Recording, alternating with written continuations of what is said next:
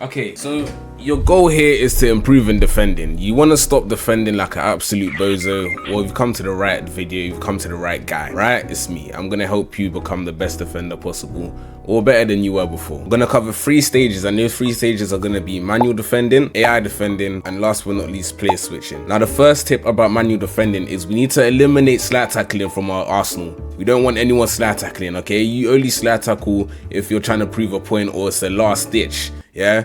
Please, slide tackling 5%, standing tackle 95% of your game. We need to make sure that when you're manual defending, which is controlling one singular player, you are jockeying, which is holding L2 like this. I don't know if you have the same controls, but holding L2 to jockey and using the left stick to go left and right. Now, you can jockey faster if you use L2 and R2 and go left and right, but that just depends on where you are on the pitch. For example, if you are on the wing of the pitch, jockeying with L2 and R2 will probably be more beneficial because you can get ready for the twists and turns that they're going to do, or their skills or whatever on the pitch. If you're in the middle of the park, kind of want to keep it simple, just hold L2 and hope that, you know, you jockey well, I guess. But please, no slide tackle spamming, just standing tackles a lot of the time. The second stage is going to be about AI defending. When you AI defend, which is just holding R1 when you don't have the ball, obviously, I would say don't hold R1 for the whole time, or like don't let the whole green thing that you see at the top of the player run out, because you just want to make sure that you get the player in front of the person that has the ball but doesn't follow them, because if you hold R1 the whole time, it's going to follow them and it's just going to draw them out of position, and then they're going to pass it to someone, and then they're going to pass it through to the person that you drew out of position. I see it all the time. It happens all the time. Trust me, I do it myself sometimes. So you want to make sure when you R1 defend, you don't do it all the time with your centre back. You just want to kind of trigger it, let it go a bit, trigger it, let it go a bit. And the final step is right stick switching. Right stick switching will be your best friend. That will separate you from Div 1 to Elite straight away, 100%, because right stick switching allows you to choose who you want to switch the ball to or from. You choose who you want to switch it to. If you want to switch it to the fullback because they're on the wing, instead of it switching to the closest player, when you press L1, you can just right stick switch it straight away to the right back, and you know, you get to close them down easier. Right stick switching is especially good for closing down before the player gets the ball, and by this I mean as soon as they get the ball or they're receiving the ball, you right stick switch to someone that's closest to him. You press him a bit, but you don't fully commit, just to make sure that they get a bit of an edge, or get on edge. Think that you're gonna press them fully, but you actually don't, which kind of scares them. It's like a scare factor kind of thing, and it just leaves them vulnerable and not knowing what to do. You can see examples here of me doing it a lot of the time, and you see how the players react to when I do it, rather than just allowing them to have that space as soon as they get the ball to think about what they want to do. You just right stick and press them a little bit, not fully commit, just to get them in that position where they're just like, okay, I don't know what to do.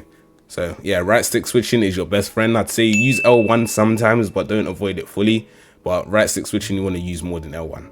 And now add in a few honorable mentions, such as having anticipate on your players, trying to have anticipate silver at least. Gold is obviously better on any of your defenders, to make sure that you get that extra edge of when you're performing standing tackles rather than slide tackles. I feel like if you have anticipate on players, you're more inclined to do the standing tackles rather than the slide tackles, and it obviously gives you a greater chance of getting the ball from the opponent. Another tip or honorable mention is using tactical or advanced defending to your most comfortability. If you prefer to press square again or circle, whatever you use to tackle, to try and barge the person off the ball, then by all means go ahead. But if you feel like you get confused with the standing tackle and the barging, you can go ahead and use advanced defending, which means you'd press X, I think once or twice, rather than just the slide tackle button, no, the stand tackle button.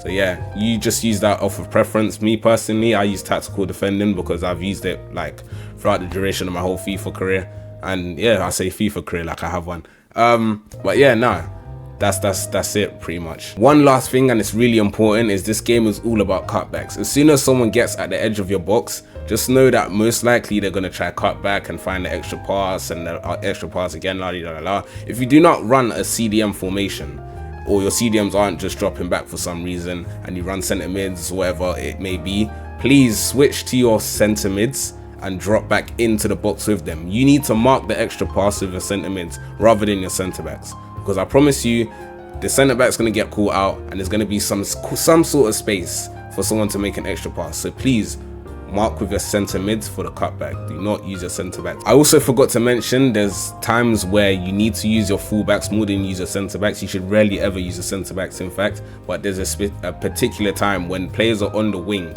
Rather than switching to your centre backs, which I'll show examples of during the gameplay, you want to maintain the position of your fullback. So you want to be using your fullback to mark the run, using your fullback to mark the cutback, or switching to your centre mid like I said before, but you want to avoid your centre back as much as possible. Use your fullbacks, especially to mark the speed boost. You don't want to mark speed boost with your centre back, I promise you, and you'll see why in the gameplay. And that's pretty much it. It's not very complicated, it's just getting used to how to defend, and yeah, you just need to put it into practice like everything else, to be honest. I feel like you should watch my streams. If you watch my streams, I'm not even trying to plug anything, but if you genuinely watch my streams, you'll see how I defend, because I get a lot of people asking me how to defend.